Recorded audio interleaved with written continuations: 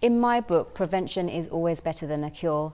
And in Ayurveda, through digestive health, we're really trying to focus on destroying the ama and strengthening the digestion, which is the root of all our health issues.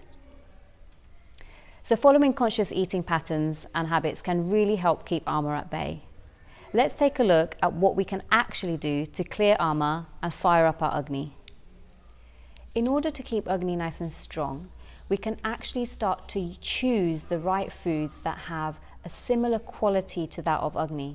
So for example, foods that are slightly bitter, pungent, sour and salty will increase the fire element. So having more of these foods in the diet when we're trying to increase Agni will be really useful.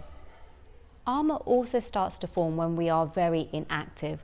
So we really want to encourage each and every one of us to have as much exercise in our day as possible so that toxins can be moved around and flushed out of our system. Pranayama is another technique that we can use to allow toxins to be eliminated out of our respiratory tract. In my book, Ayurveda, Ancient Wisdom for Modern Wellbeing, there are many exercises that you can look at and practice to help you with breathing exercises for your body type and to help clear ama. Another great, quick and easy tip to keep ama clear out of the system and Agni nice and strong is to sip on warm water throughout the day. Now you may also want to include having a hot lemon water in the morning, or perhaps you can have a hot lemon and ginger water in the morning. This will allow, after your daily practices in the morning, for all of the toxins that are lodged in the system to be cleared out the urinary tract. When we do a self-body massage, what we call Abhyanga in Ayurveda, we are allowing our system to loosen any lodged toxins in the body, which can then be channeled into the digestive system to be eliminated.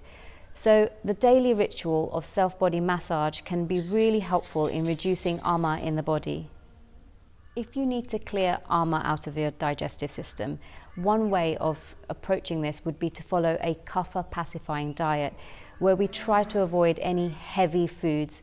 These types of foods could include things like cheeses, which are very difficult to digest, meats, which are also difficult to digest, and sweet foods, which will increase kapha.